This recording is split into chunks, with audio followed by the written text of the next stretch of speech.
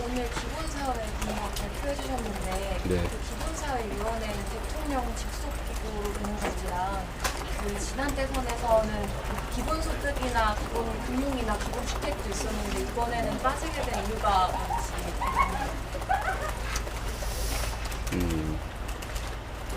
우리 대한민국 헌법에는 국민의 기본적 인권, 기본적 권리를 보장한다라고 되어 있습니다.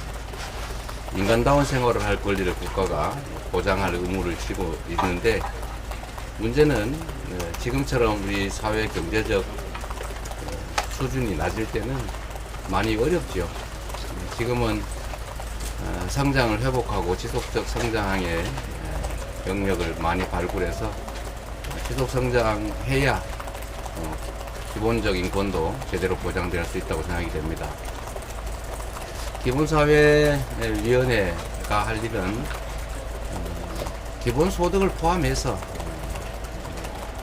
의료, 교육, 복지 여러 영역의 기본적 인권을 기본적인 수준을 확보해 주는 것이기 때문에 다 포괄하고 있다고 봐주시면 될 것 같습니다. 기본사회위원회를 어디에 둘지 하는 문제는 그건 뭐 대통령 직속으로 할 수도 있겠고 또 다른 방식도 있을 수 있어서 소속 문제는 아직은 확정하지 않은 상태입니다. 그러나 분명히 말씀을 드리면 분배와 성장은 동전의 양면 같은 것인데 지금은 회복과 성장에 집중할 때이고, 그렇다고 해서 분배의 문제를 배관시할 수는 또 경시할 수는 없는 점들을 이해해 주시면 좋겠습니다. 제가 이번 선거 과정에서 많이 느끼는 것인데 우리 사회는 너무 극단적입니다. 음지가 있으면 양지가 있는 거고, 또 성장이 있으면 분배가 있고, 분배가 있어야 또 지속적 성장이 가능한데 분배주의자냐 성장주의자냐 이런 식으로 일도 양단식으로 양극단적으로 이렇게 분류하고 또 대립적으로 보고 지나치게 갈등 관계로 모으는 것은 그리 바람직해 보이지 않습니다. 하나만 더 대놓고 저번에는 지난 3월에는 K-엔비디아로 이런 기본사회 관련 재원을 중단할 수도 있다는 말씀을 하셨었는데 그건 아직 유효한지도 그런 우리가 어떤 현상을 설명하기 위해서 이제 좀 이해를 쉽게 하려고 좀 단순화해서 설명을 하면 그걸 전체 있는 것으로 또 왜곡해서 이렇게 공격하는 경향이 있어서 참 아쉽습니다.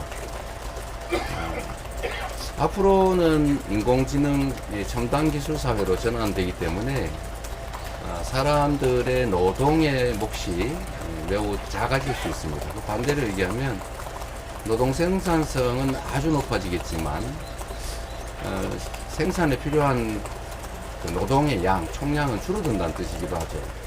이것은 총고용의 감소를 말할 수도 있습니다. 사회 전체의 총생산은 늘어나는데 거기에 소요되는 고용의 규모는 줄어든다면 많은 사람들이 직장을 잃게 될 것이다 라는 게 또 일반적인 예측이죠. 그렇다고 해서 좋은 일자리를 다 갖지 못하는 그 많은 사람들을 방치할 수는 없고 결국은 엄청난 규모의 재정이 필요할 수 있는데 그 재정을 반드시 조세로만 조달할 수 있겠느냐.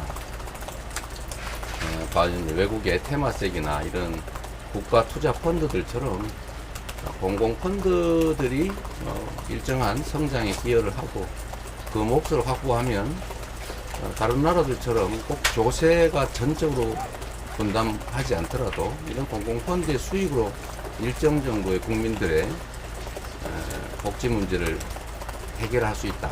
전부는 아니지만 일부를 그 부담을 줄일 수 있다. 이런 취지입니다. 그리고 엔비디아 얘기도 자꾸 왜곡되는데 하나의 예죠. 앞으로는 초거대 기업들도 쉽게 그 기업 혼자 감당하기 어려운 초대규모 투자들이 필요할 때가 많습니다. 위험도는 높지만 꼭 해야 될 그런 영역에 공공 영역에서 일부 투자 지원을 담당할 수 있고 그러면 일정 지분을 확보할 수 있다라는 거죠. TSMC 같은 경우도 최초 출발할 때 정부 지분이 정부 투자가 곧 48%인가 그랬죠. 증자를 해가면서 정부 지분이 계속 줄어들긴 했지만 현재 가지고 있는 지분의 가치도 수십조 원에 이르지 않습니까? 네, 그런 얘기를 한 거예요. 우리도 앞으로는 좀 대규모 투자에 민간과 함께 공공이 또는 국민들이 함께 참여하고 그 성장의 몫을 함께 누리자. 그렇게 하는 게 조세만에 의존하지 않고도 국민들의 복지를 증진시킬 수 있다. 그런 말씀을 드린 것입니다. 소환하면 차입니다. 그 김대남 전 행정관이랑 김종민 부수장 의원님, 이인기 위원장님 등 해서 일부 인사들의 선대위 합류에 대해 국민에서 불만이 나오는 것 같아요. 민주당의 신념을 믿어서라기보다는 좀 개인의 이익을 따라서라는 비판이 있는데 후보님께서는 좀 어떻게 생각하시는지. 정치라고 하는 게 단색으로 이루어질 수는 없지요. 정치란 기본적으로 매우 복합적이고 다양한 정치적 이해관계를 함께 하지요. 민주당의 예를 들면 이인기 의원이든 다른 누굽니까? 허은하 의원이라든지 김용남 전 의원이나 김상욱 의원 같은 분들이 함께 할 수 있지 않습니까? 정당이라고 하는 게 반드시 진보적 색채의 정책만 가지고 국가 경영을 할 수가 없죠. 유용한 정책이면 보수적 색채의 정책도 진보적 색채의 정책도 필요하고 또 보수적 성향의 인사도 진보적 성향의 인사도 다 필요합니다. 그런 면에서 보면 완벽한 인간, 완벽한 사람들 그런 사람만 모으면 좋겠지만 또 사람이란 약간의 부족함들이 있을 수 있지요. 다 가려내면 뭐가 남겠습니까? 근데 김대남 부분은 그건 실무선의 실수 같습니다. 제가 선대위에 그 진상이 실제 어떻게 된 것인지 또 필요하면 그 통합의 가치를 훼손하는 좀 경솔한 조치로 보여지기 때문에 좀 재발 방지책, 좀 필요하다면 문책도 검토하라고 얘기해 놓은 상태입니다. 일부의 실수들이 있긴 하지만 통합이라고 하는 큰 대의, 이 대의에 공감하시면 좀 부족함이 있더라도 이해해 주시길 바랍니다. 찢어서 싸우고 또 마음에 안 든다고 쳐내고 이러는 다른 정당보다는 그래도 통합의 가치를 실현하기 위해서 노력하는 민주당의 더 나은 모습을 지켜봐 주시기 바랍니다. 저희가 바빠서요. 질문 여기 아까 이승주 기자 먼저 손을 들어서 죄송합니다. 먼저 듣고 여기부터 하겠습니다. 머니투데이 이승주 기자입니다. 저 후보님 오늘 김문수 국민의힘 후보 배우자인 설라은영 여사가 첫 부부 동반 유세를 시작했는데요. 이를 어떻게 보시는지 궁금하고 또 혹시 후보님은 김혜경 여사님과 동반 유세 일정 계획하고 계신지도 여쭙고 싶습니다. 글쎄요, 뭐 특별한 의견 없습니다. 네.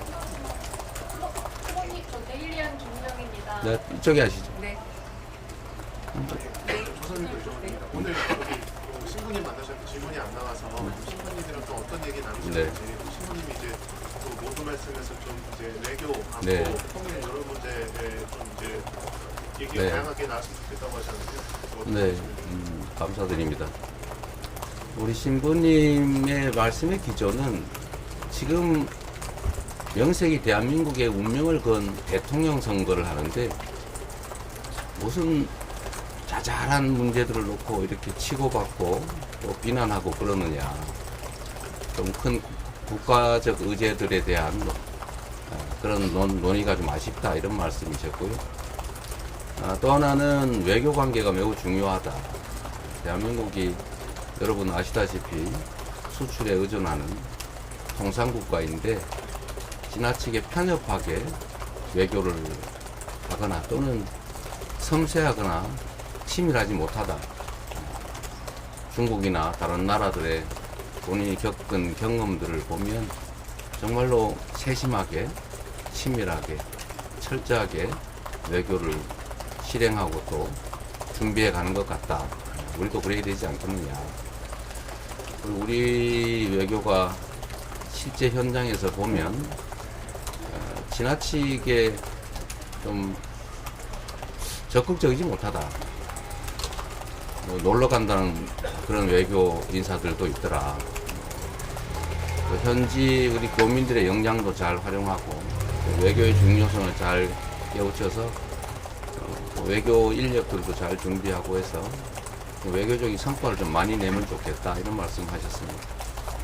저희 여기까지 했어요. 왜냐면 너무 일정 추진되고 있는지 궁금합니다. 김종민 의원의 복당 논의는 뭐 그런 논의들은 있습니다만 지금 현재 상태로는 아직까지는 진척이 없어 보입니다. 뭐 그렇게 서둘러야 될 일 같지도 않고